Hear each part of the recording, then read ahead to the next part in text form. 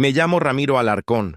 Tengo 69 años y hoy voy a decirte por qué. Al amanecer, abrí mi caja fuerte y estaba vacía. El gallo del vecino apenas había cantado cuando crucé el corredor frío de mi hacienda. Ese corredor que mi esposa Teresa llenaba de bugambilias y que ahora solo guarda mis pasos. Entré a mi despacho. Rocé el cedro del mueble como quien saluda a un viejo amigo y, sin pensarlo mucho, me arrodillé frente al cuadrado de metal que ha custodiado mi vida. 3 vueltas a la derecha, 2 a la izquierda, 1 más a la derecha. Clic. Respiré hondo. Tomé la manija y abrí esperando el brillo de mis recuerdos. Dentro no había reloj de jubilación, no había medalla de mi servicio, no estaba el anillo de Teresa. Nada. Un hueco gris, frío, insultante. Sentí como la sangre se me helaba primero y luego me ardía. El silencio del cuarto se volvió un zumbido espeso, y el retrato de mi esposa sobre el librero pareció moverse apenas, como si me preguntara qué permití que pasara. No lloré, no me moví. Contuve la rabia con la mandíbula apretada y el pulso desbocado marcándome el cuello. Detrás de mí, sin pedir permiso, entró Marcelo Dávila, el esposo de mi hija Sofía. Traía un jarro de café de olla que todavía humeaba, la camisa remangada y esa sonrisa ladeada que aprendí a desconfiar. Se recargó en el marco con la familiaridad de quien ya se siente dueño y, como si comentara el clima, lanzó su frase: ¿Buscaba algo, suegro? No le respondí. Aparté la vista del vacío y lo miré a los ojos. Él sostuvo la mirada, dio un sorbo y remató con un tono tan tranquilo que dolía. Ya donamos todo. A su edad ya no necesita esas cosas. No sé si alcanzas a imaginar lo que se siente escuchar donamos cuando hablan de tu historia.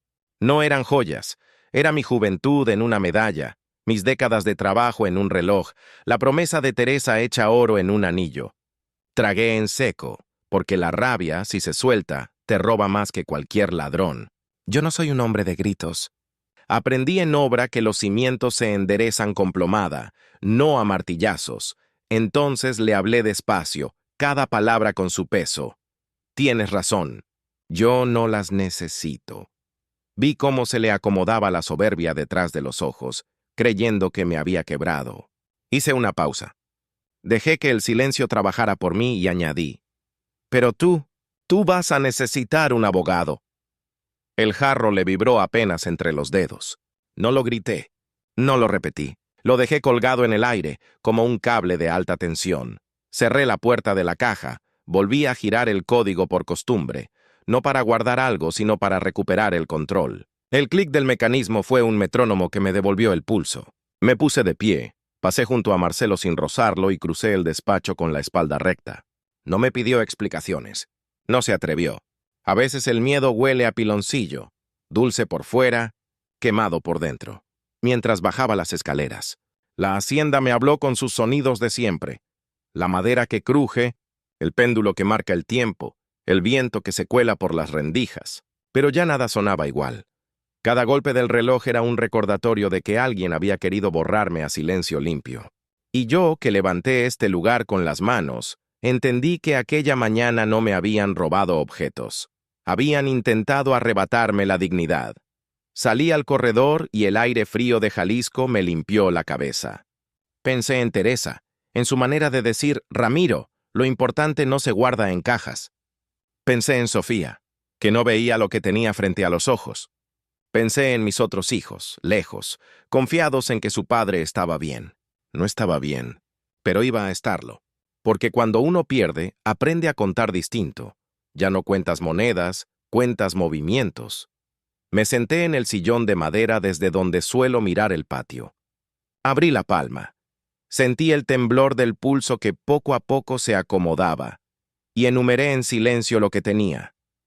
Memoria, testigos, estados de cuenta, fotografías antiguas, coraje en la medida exacta. Recordé una lección de obra. No inicies una demolición sin plano. Ya tenía el mío. Pruebas, familia, notaria, y una frase que sellaría la jornada. Renuncia firmada. Me levanté con calma. Caminé hacia el teléfono de la mesa del corredor y marqué despacio, como si cada dígito clavara un nuevo cimiento. Sonó una vez, dos, tres. Cuando escuché la voz al otro lado no me tembló la garganta. «Licenciado Villaseñor», dije mirando el amanecer romper detrás de los cerros. «Es urgente. Nací y crecí en esta tierra. Cada ladrillo de esta hacienda lleva mis manos encima. Durante más de 40 años trabajé en construcción y exportación de materiales. Fue con ese sudor que levanté este lugar para mi familia. No soy hombre de lujos, pero sí de memoria. Cada joya en aquella caja fuerte representaba un capítulo de mi vida, no un simple valor. El reloj dorado me lo dieron cuando completé 20 años en la empresa. La medalla fue por un contrato histórico. ¿Y el anillo? Ese anillo era de Teresa. Me lo entregó el día en que juramos caminar juntos hasta el final. Ahora todo eso había desaparecido. No fue casualidad. Lo supe desde hace tiempo, aunque no quise admitirlo. Marcelo siempre tuvo esa mirada de quien se siente con derecho a lo que no es suyo. Desde que entró a mi familia, hablaba de renovaciones, de modernizar la hacienda, de manejar los activos. Y aunque usaba palabras finas, yo reconocí la misma ambición disfrazada que he visto en obras cuando alguien quiere robar ladrillos del fondo. Hoy no me robó ladrillos, me robó historia. Cuando Teresa murió, la casa se volvió un eco largo y doloroso. Sofía insistió en que necesitaba ayuda para administrarla, y así fue como Marcelo empezó a meter mano. Al principio yo lo permití. Me decía que lo hacía por mi bien. Me repetía que a mi edad no tenía que preocuparme de nada. Yo, ingenuo, pensé que era cariño de yerno.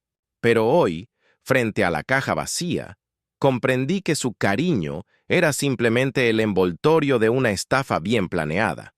Mientras me servía un nuevo café, me miré en el espejo colgado junto al pasillo.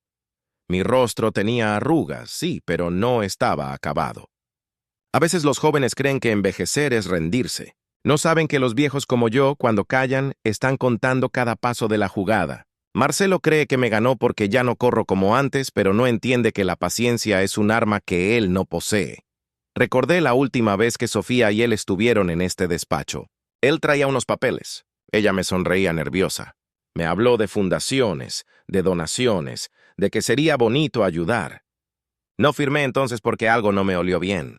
Ahora sé por qué esa sonrisa temblaba. Ya tenían un plan trazado. Pero se les olvidó un detalle. Aún existo. Y no pienso quedarme sentado. El despacho huele igual que siempre. Madera vieja, humedad leve, y a veces jazmín cuando el viento entra desde el patio. Pero lo que sentí esta mañana no fue calma. Fue un fuego frío en el estómago. No era dolor, era determinación. Este no sería otro caso de un viejo humillado en silencio. Yo iba a recuperar cada joya y cada pedazo de respeto que intentaron arrebatarme. Mientras caminaba por el corredor, mis dedos rozaron las paredes de adobe. Cerré los ojos por un instante. Recordé el día en que enterré el primer cimiento con Teresa. Ella me dijo, «Ramiro, esta casa va a guardar todo lo que somos». Y lo hizo. Esta tierra me conoce mejor que nadie. Por eso sé que no dejará que me doblegue ante un oportunista. La camioneta de Marcelo seguía afuera. Él caminaba por el jardín como si fuera suyo, con esa seguridad fingida. No se imaginaba que ese mismo terreno que ahora pisa pronto será testigo de su caída. La justicia tarda, pero cuando llega no pide permiso. Y yo no tengo prisa. Tengo memoria. Me dirigí al estudio donde guardo los documentos antiguos. Escrituras, fotografías, contratos, recibos de compra. No solo tengo recuerdos, tengo pruebas. Y si Marcelo piensa que mi vejez es debilidad, pronto aprenderá que mi experiencia es su peor enemigo. Yo no me enfrento con gritos. Me enfrento con papeles sellados y verdad en la mano. Cuando me senté frente a esa vieja mesa de roble, con el primer rayo de sol cruzando la ventana, lo decidí con una calma que no sentía desde el funeral de Teresa. No dejaría que ese hombre se saliera con la suya. Podrá haber vaciado mi caja fuerte, pero no vaciará mi historia ni mi dignidad. Y ahora él no lo sabe. Pero el juego acaba de empezar. Teresa murió una mañana de marzo. No fue lenta ni esperada. Fue un golpe seco que partió mi vida en dos sin darme tiempo de entenderlo. Estábamos en la cocina, como cada día. Yo le serví su café con piloncillo, como a ella le gustaba.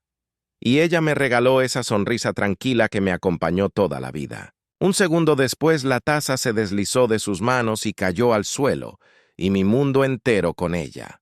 El médico solo dijo infarto fulminante y se marchó con la misma rapidez con la que ella se fue. Yo me quedé allí, con sus dedos fríos entre mis manos y la certeza de que la casa nunca volvería a tener el mismo sonido. El velorio fue en la pequeña iglesia del barrio, rodeado de flores moradas y velas que chisporroteaban en silencio. Los vecinos llegaron con sombreros en la mano, los compadres con los ojos húmedos. Todos me abrazaban, pero ninguno podía llenar el hueco que ella dejó. Cuando regresé solo a la hacienda, sentí el silencio más pesado que he conocido. Ese eco que no se apaga, que te persigue por cada pasillo, que te recuerda que ya no hay nadie esperando en la sala para decirte «Buenos días, Ramiro». Los primeros meses fueron un desierto largo. Me levantaba a la misma hora de siempre, calentaba agua para 2 tazas de café y servía las 2, aunque una siempre quedaba intacta frente a la silla vacía. Era mi manera de no aceptar lo evidente. Teresa no iba a volver. A veces, al atardecer, el rebozo que colgaba de la silla junto al balcón se movía con el viento. Yo cerraba los ojos y fingía que era su mano acariciándome el hombro. En esos momentos, la soledad no dolía tanto, hasta que abría los ojos y todo volvía a ser silencio. Mis hijos siguieron con sus vidas, cada uno en una ciudad distinta: Monterrey, Ciudad de México, Mérida. Llamaban de vez en cuando, pero nunca es lo mismo escuchar voces a distancia que tener compañía en la mesa. Solo Sofía, mi hija menor, me visitaba seguido. Llegaba con pan dulce y palabras apuradas. «Papá, cuídese, no salga sin sombrero». Y se iba tan rápido como llegaba. Era su manera de cuidar, aunque sin quedarse, y yo lo agradecía en silencio. Fue ella quien, meses después de la muerte de Teresa, llegó una tarde con una luz distinta en los ojos. Me abrazó fuerte y me dijo: «Papá, quiero presentarte a alguien». Y detrás de ella entró Marcelo. Traía un ramo de girasoles en una mano y un apretón demasiado fuerte en la otra. Su sonrisa era correcta, su camisa blanca impecable, su discurso bien ensayado. «Don Ramiro, un honor conocerlo». En ese momento no lo vi venir. Yo solo vi a mi hija feliz. Y cuando un padre ve felicidad en el rostro de un hijo, baja la guardia sin saberlo. Marcelo empezó a aparecer cada fin de semana. Traía carne para asar, arreglaba pequeñas fugas, contaba historias sobre su negocio en Tlaquepaque. Sofía lo miraba como si no existiera otro hombre en el mundo, y yo, viéndola así, lo acepté. No porque confiara en él, sino porque pensé que tal vez ese hombre podría devolverle a mi hija la alegría que la muerte de su madre le había arrebatado. Era un error que no sabía que estaba cometiendo. Una tarde de domingo me dijo: «Papá, el departamento es pequeño. ¿Por qué no nos venimos aquí un tiempo? Así no estará tan solo». Miré el jardín, las bugambilias que Teresa cuidaba con tanto esmero, y sentí que esa propuesta venía envuelta en ternura. Acepté sin pensarlo mucho. Después de todo, un viejo solo no es difícil de convencer cuando le hablan de compañía. Al principio, la casa volvió a llenarse de ruidos. Sofía cantaba en la cocina, la radio sonaba con boleros y el olor de la carne asada los domingos me hacía sentir que la vida aún respiraba. Por un tiempo creí que era una bendición tenerlos allí, y en cierto modo lo fue al principio. Pero lo que no imaginé fue que cada una de esas tardes alegres sería la antesala de un invierno largo y helado. Marcelo empezó con detalles pequeños, una frase aquí, una sugerencia allá. «Suegro, deberíamos cambiar los muebles. Este comedor es muy viejo. Las fotos antiguas podríamos guardarlas en una caja». Yo cedía, no porque no me doliera, sino porque no quería parecer un viejo terco. Poco a poco, sin que yo lo notara, mi casa comenzó a dejar de parecer mía. Cada cambio fue un ladrillo menos en mi fortaleza. Cada foto guardada, un recuerdo empolvado. Yo me decía que no era importante, que mientras mi hija estuviera feliz, lo demás no pesaba tanto. Pero aquella mañana, frente a la caja fuerte vacía, supe que todas esas concesiones habían sido la antesala del saqueo, y que yo mismo, con mi silencio, le había dejado la puerta abierta al lobo. Marcelo no entró como un ladrón. entró como una sombra. No robó de golpe. Robó en cuotas pequeñas, casi invisibles, hasta que un día, sin darme cuenta, yo ya no mandaba en mi propia casa. Al principio fueron muebles, luego decisiones, después hasta mis horarios. Él no alzaba la voz. Lo hacía, con sonrisas medidas, con frases bien pensadas, con ese tono de «es por su bien» que se clava como cuchillo envuelto en terciopelo. Recuerdo una tarde cualquiera, sentado en el corredor con mi taza de café. Marcelo llegó con unos planos bajo el brazo y dijo, «Suegro, necesitamos hacer cambios. Esta hacienda tiene que evolucionar». No fue una sugerencia, fue un aviso. Y yo, acostumbrado a la paz y cansado de pelear con fantasmas, no respondí. Fue en ese silencio que él supo que tenía la puerta abierta. A la semana siguiente, mi sillón favorito desapareció porque estaba viejo, la radio de Teresa. Fue guardada para no acumular polvo, y las fotos familiares fueron empacadas en una caja para modernizar la sala. Luego vino el dinero. Lo hizo con habilidad. Comenzó a manejar los pagos del mantenimiento, los recibos, las cuentas del rancho. «Papá, no se preocupe, usted ya trabajó bastante», decía Sofía sin saber que con esas palabras me estaba desarmando sin querer. Marcelo cambió los números del banco, puso correos nuevos, y poco a poco yo dejé de recibir estados de cuenta. Cuando preguntaba me respondía, «Ya lo resolví, no se canse». Era como si mi propia voz ya no pesara en mi casa. También empezó a controlar mi tiempo. Me decía cuándo debía descansar, cuándo debía comer, cuándo debía firmar papeles. Papeles que nunca me dejaba leer con calma. «Confíe en mí, suegro», repetía como una oración venenosa. Yo firmaba algunos porque pensaba que eran trámites de rutina, sin saber que estaba abriendo puertas que luego me costaría cerrar. Lo más humillante fue cuando comenzó a aislarme de mis amigos. Mis compadres de siempre venían los viernes a jugar dominó y recordar viejos tiempos. Marcelo comenzó a decir que no era bueno para mi salud trasnochar, que mejor descansara. Luego inventó excusas cuando tocaban la puerta. Uno a uno dejaron de venir. Me quedé solo en mis propios pasillos, escuchando cómo reía con sus amigos en mi comedor. Con Sofía usaba otras estrategias. Le decía que yo estaba mal, que ya no razonaba bien, que era mejor que firmara cosas en mi nombre. «Tu papá está cansado, amor, hay que ayudarlo». Ella, confiada, creyó cada palabra. Jamás imaginó que su propio esposo estaba levantando un muro entre ella y yo. No era un muro físico, era uno más peligroso, el de la desconfianza. Una noche lo escuché. No quise, pero lo escuché. Mi habitación está junto al pasillo que da al despacho. Marcelo hablaba por teléfono, sin saber que yo no dormía. Sus palabras fueron tan claras como una cuchillada. «En unos meses todo será mío. Con ese poder notarial no podrá hacer nada. Lo mandamos a un asilo y listo». No hubo risas después, solo un silencio pesado que me cayó encima como un ladrillo. Me quedé mirando el techo esa noche, con los ojos abiertos y la respiración contenida. No lloré, no grité, solo memoricé cada palabra, porque cuando un hombre como yo escucha una amenaza así, no corre, planea.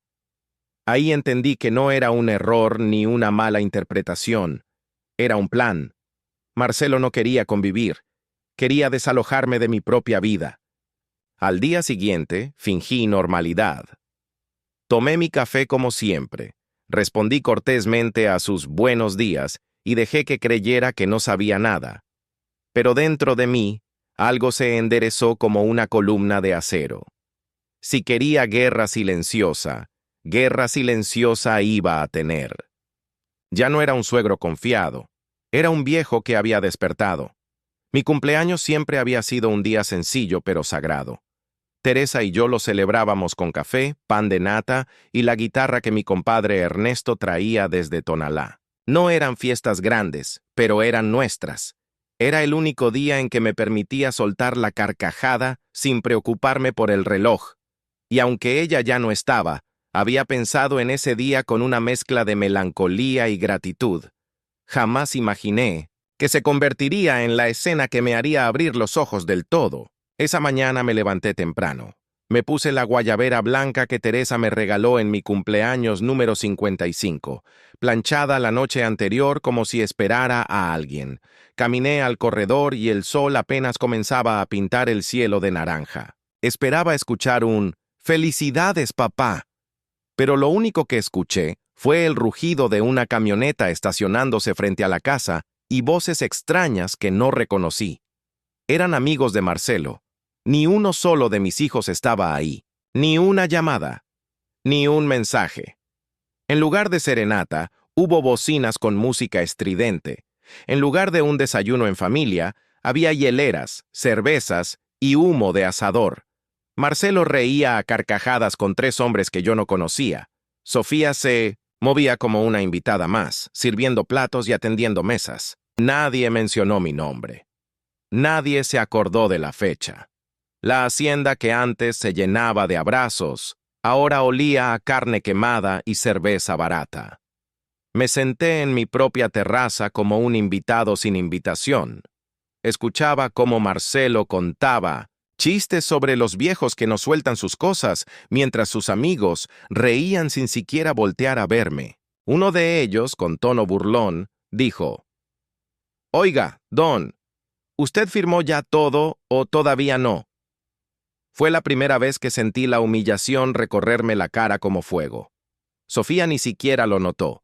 Estaba tan atrapada en el juego de apariencias que no vio cómo su padre tragaba rabia en silencio. Marcelo levantó una copa improvisada y, frente a todos, dijo: «Por la nueva etapa, por esta hacienda que pronto será más moderna que nunca». Todos aplaudieron. Yo no, porque sabía lo que escondía esa frase. Esa no era una celebración. Era un anuncio disfrazado. Estaban celebrando mi reemplazo. Estaban brindando por mi ausencia futura. Y eso fue la última gota. Miré hacia la esquina donde antes colgaba la foto enmarcada de Teresa. Ya no estaba. Marcelo la había quitado semanas atrás porque hacía ver la sala anticuada. En su lugar había un cuadro que ni siquiera reconocía. En ese instante comprendí algo que dolió más que la caja fuerte vacía. Me estaban borrando poco a poco, no solo de la casa, sino de la memoria viva de mi familia. Apoyé las manos sobre mis rodillas, sentí el temblor en los dedos y supe que ya no podía seguir callando. No era miedo, era una determinación silenciosa. Como cuando uno trabaja en obra y ve que la estructura se está inclinando, si no se refuerza a tiempo se cae. Y yo no iba a permitir que mi vida se derrumbara frente a mí sin hacer nada. Mientras Marcelo se reía con los suyos, saqué de mi bolsillo una libreta pequeña que llevaba siempre conmigo. Empecé a anotar nombres, fechas, frases. No era una lista de cumpleaños olvidados, era un registro. El principio de mi contraataque. A media tarde, cuando la fiesta seguía, Sofía se acercó apenas para decir: «Papá, no se preocupe. El próximo año sí lo celebramos bien». Le sonreí por no romperle el corazón en ese instante, pero por dentro algo se había quebrado para siempre. No era rencor hacia ella. Era un dolor más viejo y más hondo. El dolor de ver cómo tu propia sangre se vuelve ciega. Esa noche no dormí. Salí al patio.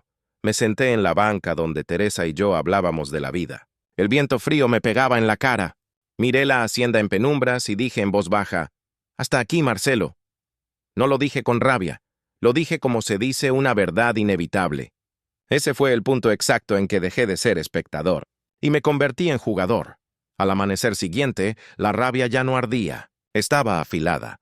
Pasé la noche entera repasando cada frase, cada firma, cada mirada de Marcelo. Sabía que si quería recuperar lo que me habían quitado, no podía hacerlo con impulsos, tenía que hacerlo con inteligencia. Toda mi vida había trabajado con planos, cimientos bien calculados, columnas firmes y medidas exactas. Así iba a pelear esta guerra. Con un plano, no con gritos. Lo primero que hice fue sacar la vieja libreta que guardaba en el cajón inferior de mi escritorio, esa donde anoté todos mis contactos de confianza. Ahí estaba el nombre que necesitaba.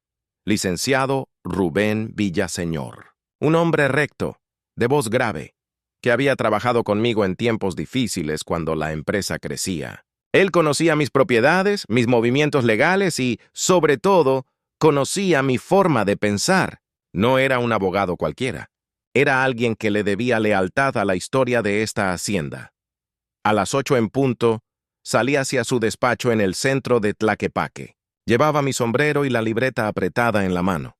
Cuando entré, Rubén me recibió como siempre, sin rodeos. ¿Qué pasó, Ramiro?, preguntó mientras servía café.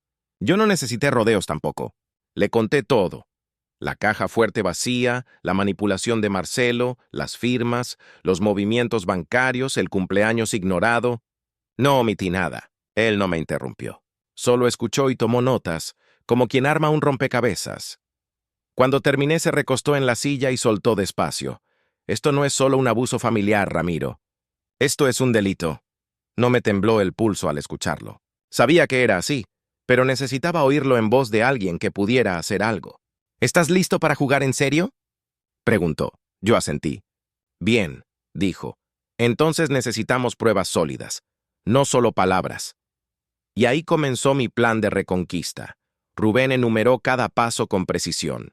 Número 1. Rastrear dónde están las joyas. Si las vendió, tiene que haber registro.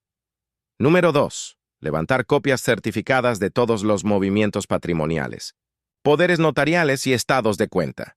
Número 3. Grabar, documentar, anotar todo. No confrontes todavía. Deja que se confíe. Número 4. Reunir a tus hijos. Esto no es solo un caso legal. Es un asunto de sangre. Salí de su oficina con algo que no tenía hacía meses. Dirección.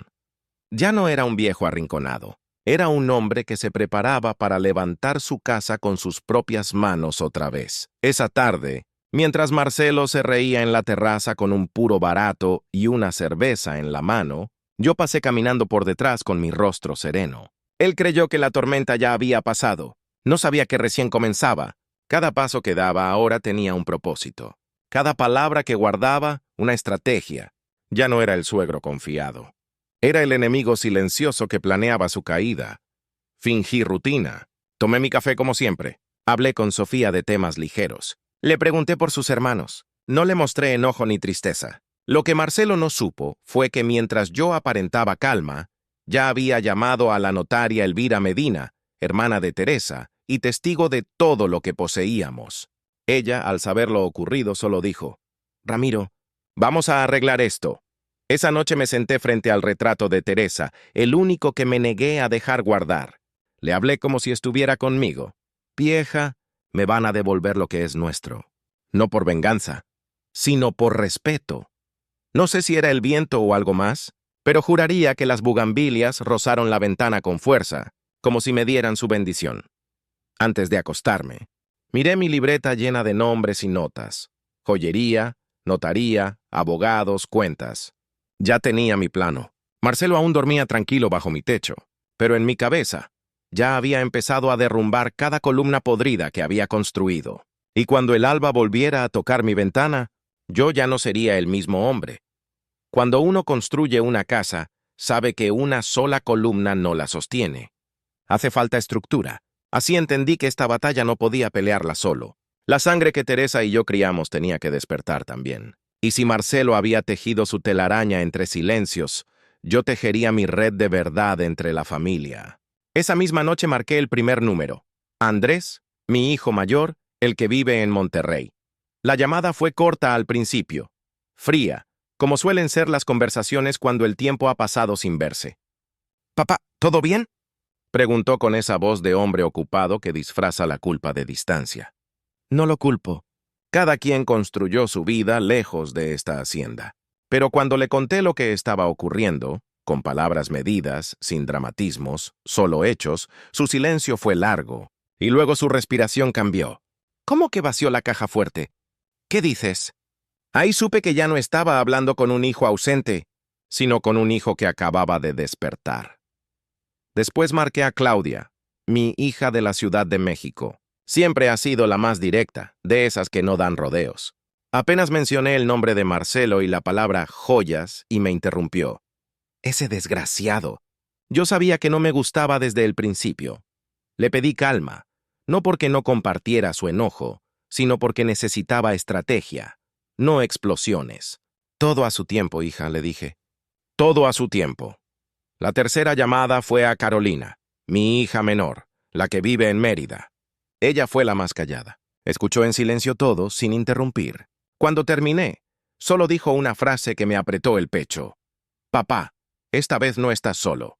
Y aunque no la tenía frente a mí, sentí su mano firme sobre la mía, como cuando era niña y me defendía en la escuela. Esa frase fue como un clavo sólido en el muro de mi decisión. Cuando colgué las llamadas me senté frente a la mesa de roble. Encima tenía los primeros papeles que Rubén me había entregado esa mañana. Escrituras, poderes, copias de movimientos. Era mi arsenal. Marcelo tenía su sonrisa. Yo tenía un ejército que llevaba mi apellido, pero faltaba una pieza clave, Elvira, la hermana de Teresa. Ella no solo es notaria, también fue testigo de cada adquisición que hicimos juntos. La llamé y no tuve que explicar mucho. Bastó con decir, Elvira, Marcelo, y ella contestó, dime cuándo y dónde. Esa mujer siempre fue de carácter. Y aunque la vida nos había mantenido un poco distantes, la lealtad a Teresa seguía intacta. Al día siguiente, con discreción, los cuatro llegaron a la hacienda. No hubo abrazos efusivos ni lágrimas. Esto no era una reunión familiar alegre, era una junta de guerra silenciosa. Nos sentamos en el comedor que Marcelo había querido modernizar y que ahora volvía a llenarse con las voces de quienes verdaderamente pertenecían allí. Elvira sacó su portafolio negro, Rubén abrió los documentos y Andrés golpeó la mesa con el puño cerrado. Ese tipo no se sale con la suya. Claudia, siempre frontal, fue clara. Papá, tú vas a recuperar todo, pero tenemos que hacerlo sin que él lo vea venir. Ella misma se ofreció a revisar cuentas y hacer llamadas bancarias desde su oficina. Carolina propuso hablar con algunos viejos amigos de la familia que aún trabajaban en la joyería donde llevamos las piezas originales. Y Andrés, que tiene un carácter duro como el mío, pidió la copia completa de las escrituras. Si ese tipo pisa mal, lo sacamos por la vía legal y punto. Rubén levantó la vista y dijo con calma, esto no se gana a gritos, se gana con hechos. Y ya tenemos todo para comenzar. Elvira asintió, cerrando su portafolio. Cuando firmó esas autorizaciones, nunca imaginó que yo estaría aquí. En sus ojos vi algo que no veía desde que Teresa vivía. Determinación compartida. Esa noche, por primera vez en mucho tiempo, sentí que la hacienda respiraba distinto, como si sus paredes reconocieran que la familia verdadera había regresado. Marcelo aún caminaba por la terraza, ajeno a la tormenta que se estaba formando dentro. Sonreía como quien cree tener el control. Pobrecito. No sabía que el juego ya no era suyo. Una estrategia sin pruebas es como una casa sin cimientos, se derrumba al primer golpe. Y yo lo sabía bien. Por eso, en cuanto la familia y los aliados estuvieron reunidos, la prioridad fue conseguir evidencia sólida. Marcelo había sido astuto, pero no tanto como creía. Cada paso que dio dejó rastros, y ahora esos rastros iban a convertirse en su caída. Rubén fue el primero en moverse. Su oficina tenía acceso a registros mercantiles y notariales. A los 2 días ya tenía en la mesa una copia certificada del poder notarial que Marcelo había hecho firmar a Sofía para ayudar con la administración. El detalle es que lo había extendido a su nombre, dándose facultades amplias sobre propiedades y bienes. En otras palabras, Sofía, sin darse cuenta, le había entregado las llaves de la hacienda. Ese documento fue la primera piedra firme en nuestra estrategia. Claudia, desde la Ciudad de México, consiguió otra pieza. Habló con un contacto en el banco con el que he trabajado por más de 20 años. Lo que encontró fue claro.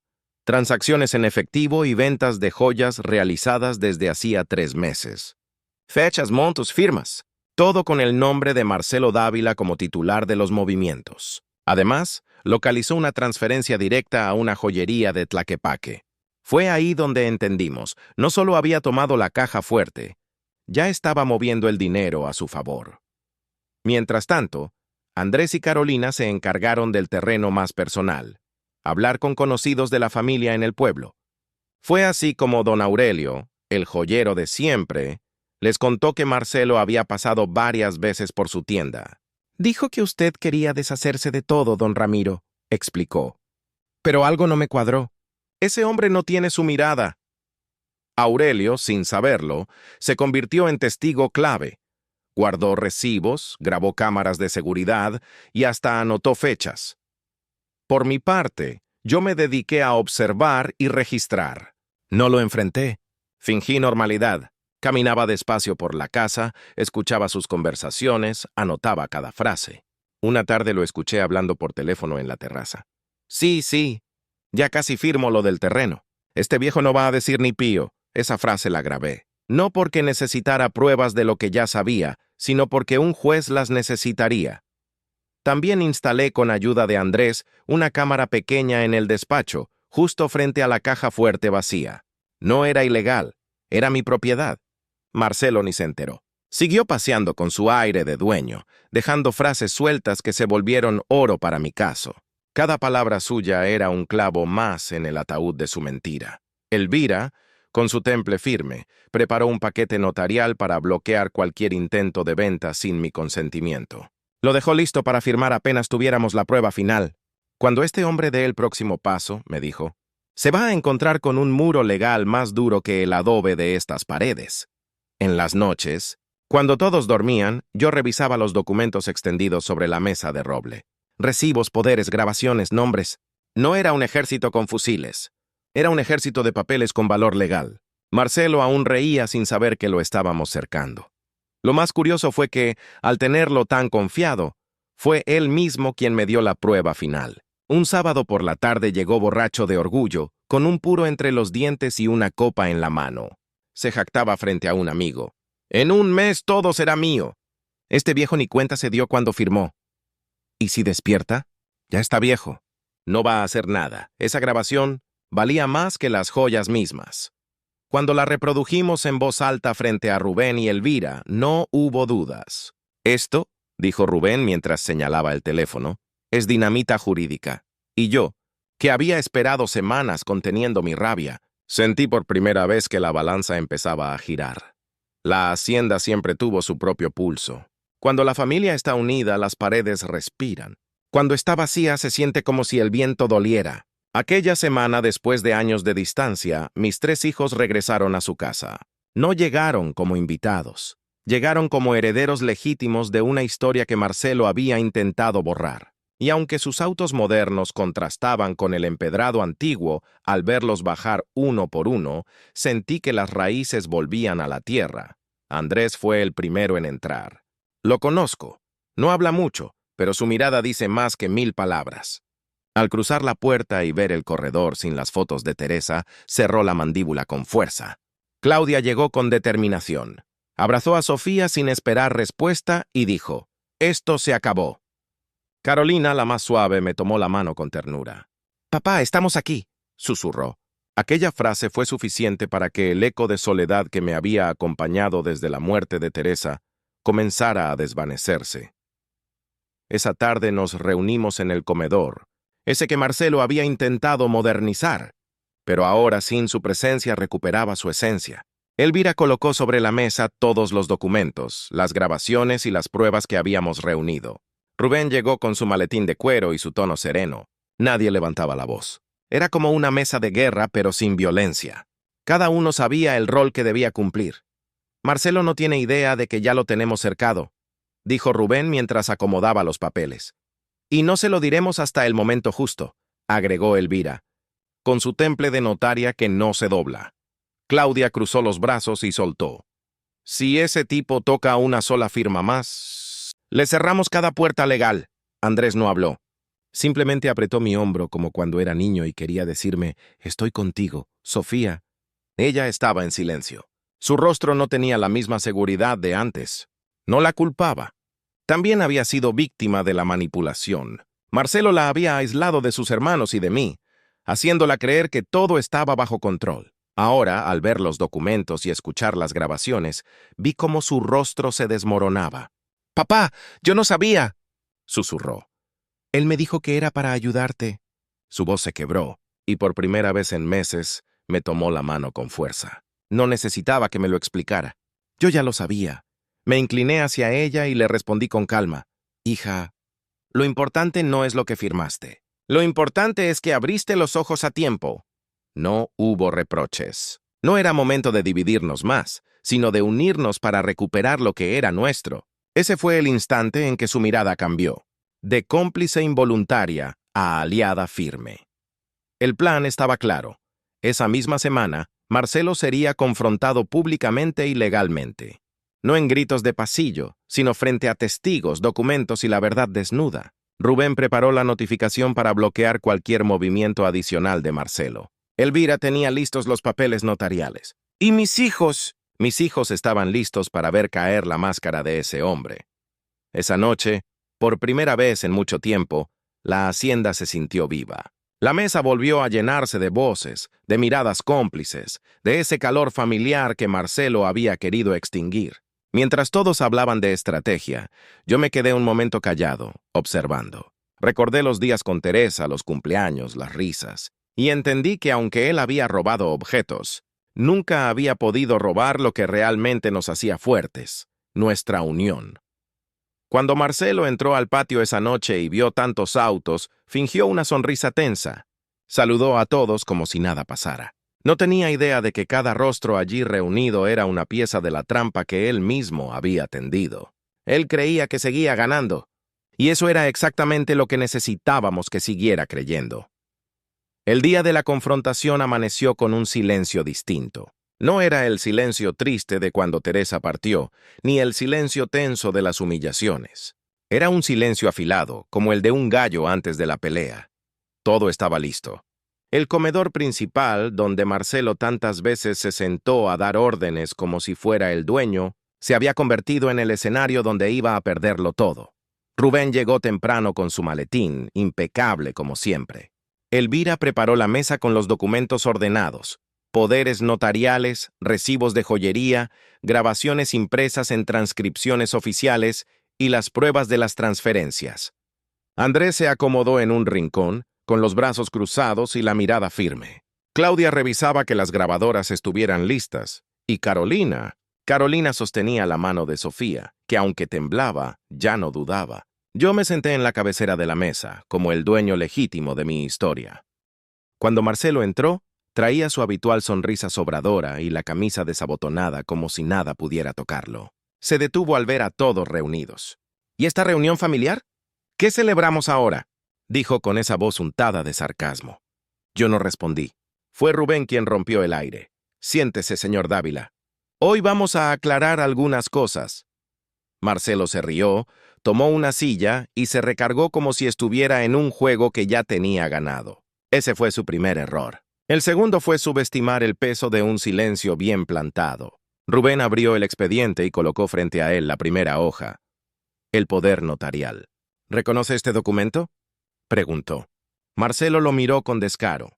Claro, su hija me autorizó para ayudarla. Rubén giró la hoja y dijo, no, usted se autorizó a sí mismo para despojarla. Claudia presionó un botón y la grabación de su voz, la de aquella tarde, borracho de soberbia, empezó a sonar en toda la sala. En un mes todo será mío. Este viejo ni cuenta se dio cuando firmó. Marcelo se tensó. Por primera vez su sonrisa se quebró un poco. Buscó con la mirada a Sofía, pero ella no lo sostuvo. Carolina sacó el sobre con los recibos de la joyería. Aquí están las fechas, montos y la cámara que lo muestra vendiendo las joyas de mi madre, dijo, Clara sin temblar. Andrés arrojó sobre la mesa las copias de las transferencias bancarias. Elvira con su voz de martillo legal remató. Y aquí están los documentos que invalidan cada movimiento suyo. Usted no solo abusó de la confianza familiar, cometió un delito. La cara de Marcelo se transformó por completo. El tono relajado desapareció. La mandíbula se le apretó. Empezó a decir cosas sin sentido. No saben lo que hacen. Yo quise ayudar, pero ya era demasiado tarde. Cada excusa rebotaba en esas pruebas como una piedra contra una pared de concreto. Sofía, con los ojos enrojecidos, se puso de pie. Marcelo, tú me mentiste. Me alejaste de mi familia, me hiciste firmar cosas que no entendía. Me hiciste creer que todo era por mi bien. Pero no, todo era por ti. Su voz temblaba, pero no era miedo. Era dolor convertido en fuerza. Y esa fue la estocada final. Rubén cerró la carpeta con un golpe seco. A partir de este momento, usted queda fuera de toda administración, y si se niega, los siguientes pasos serán penales.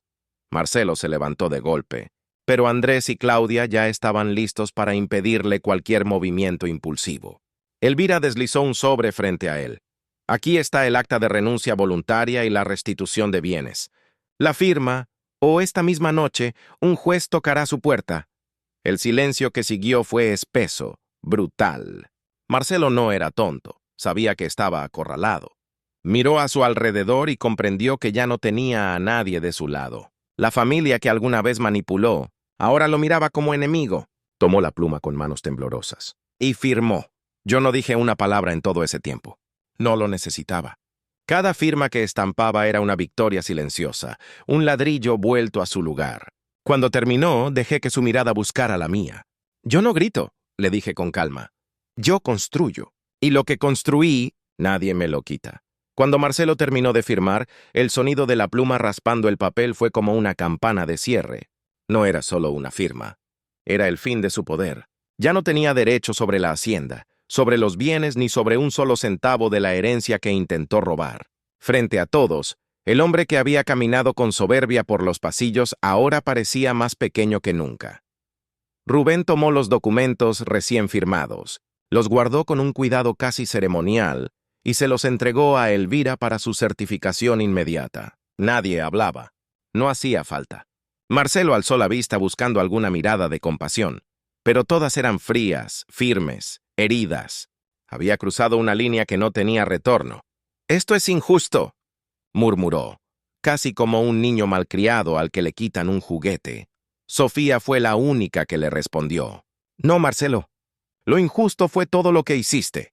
Él soltó una risa nerviosa, tratando de recuperar algo de la arrogancia que ya no le pertenecía. Pero ni siquiera su propia voz tenía fuerza. Quiso justificarse, balbuceó palabras sueltas sobre ayuda, futuro, oportunidades. Pero todos sabíamos que no hablaba más que desde la derrota. Cuando se puso de pie, su cuerpo traicionó su orgullo. Los hombros caídos, la mirada sin rumbo, las manos temblorosas.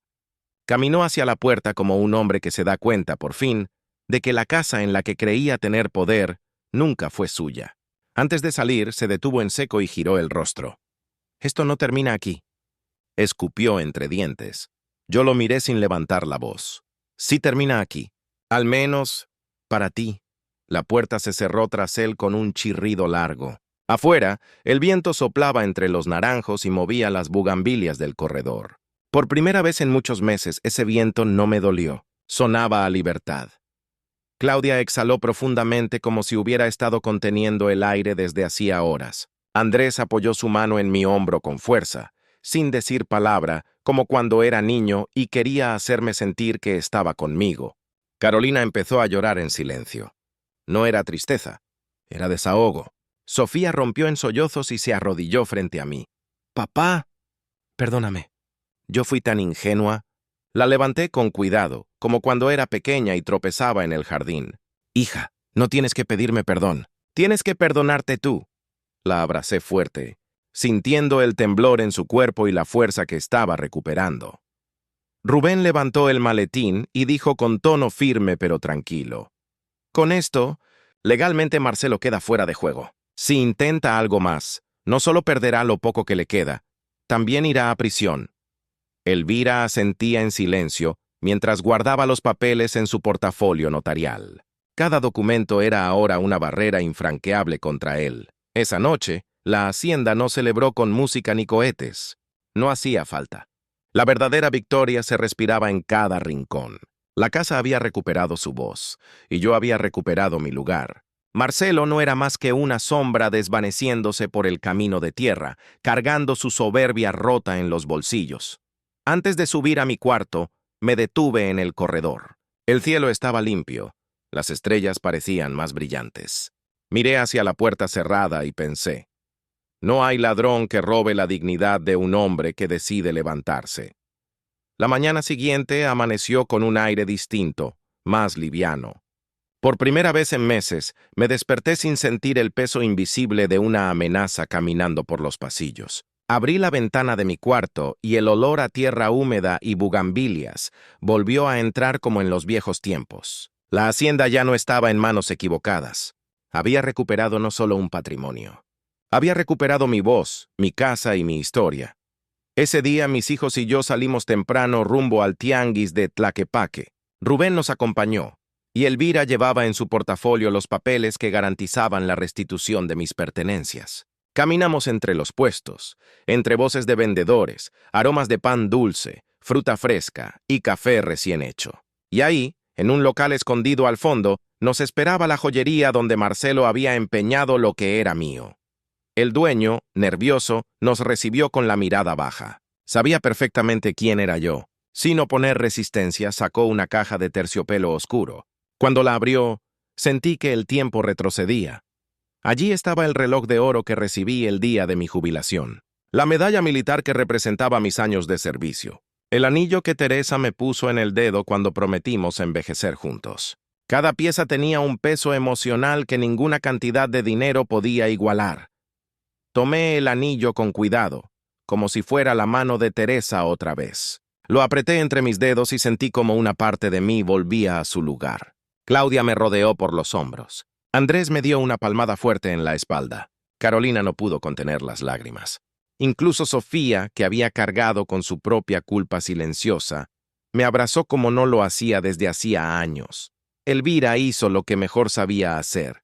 Firmó, selló y legalizó. En cuestión de minutos todo quedó nuevamente a mi nombre. Ningún documento firmado por Marcelo tenía ya validez alguna. Él había perdido su jugada. Nosotros, en cambio, habíamos recuperado el legado.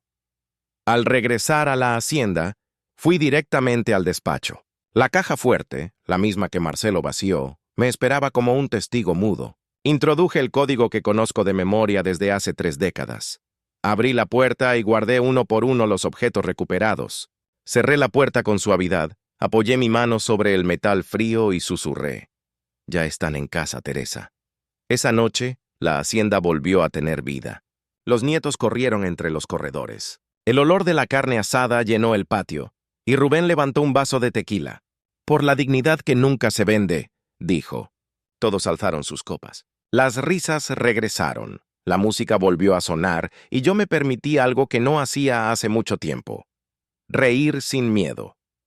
No había oro que se comparara con ese momento, porque lo que de verdad habíamos recuperado no estaba en la caja fuerte, sino en la unión de mi familia. Marcelo robó cosas, sí, pero no pudo destruir lo que nos unía. Y eso, para un hombre viejo como yo, vale más que cualquier fortuna. La última noche de esta historia no se sintió como una victoria ruidosa, se sintió como justicia tranquila. La hacienda estaba iluminada con las luces amarillas que siempre me recordaron a Teresa. Mis hijos charlaban en el patio, los nietos corrían descalzos sobre los ladrillos tibios, y el aroma a café de olla salía de la cocina como un abrazo invisible. Me senté en mi vieja silla de madera frente al corredor y respiré profundo. El silencio ya no dolía. Ahora acompañaba. Miré la caja fuerte cerrada en el despacho y sonreí. No por las joyas recuperadas, sino porque ya no estaban en manos de un hombre que confundió confianza con debilidad. Marcelo quiso borrar mi historia, pero lo que no entendió fue que una vida entera no se roba con papeles ni con llaves falsas. Lo que uno construye con amor, con trabajo y con memoria, no se quiebra tan fácil. Sofía se acercó lentamente y se sentó a mi lado. Por un instante no dijo nada, solo me tomó la mano como cuando era niña.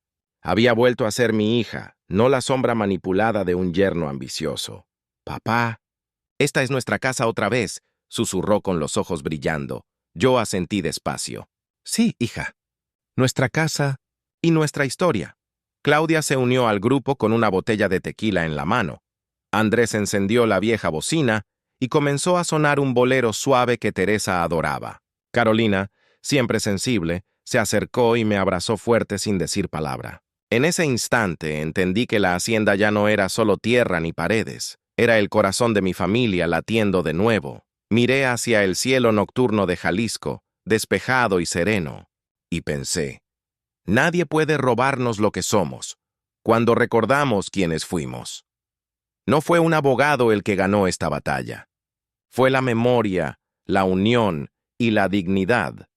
Me puse de pie con esfuerzo, tomé el anillo de Teresa entre mis dedos y lo levanté hacia la luna. No lo hice por nostalgia, sino por promesa. Lo defendí, amor, como tú me enseñaste. Y así, Con mi familia reunida, la hacienda llena de vida y la historia en su sitio, comprendí que lo material puede perderse, pero la dignidad jamás se entrega. Si estás escuchando esto, recuerda, no permitas que nadie decida por ti lo que construiste con tus propias manos. Deja tu comentario, dime desde dónde escuchas esta historia, y si tú también crees que la verdadera herencia no está en el oro, sino en el respeto. Estoy en la parte 13, 57 Citrus, 6000. Cierre poderoso, plus, reflexión final.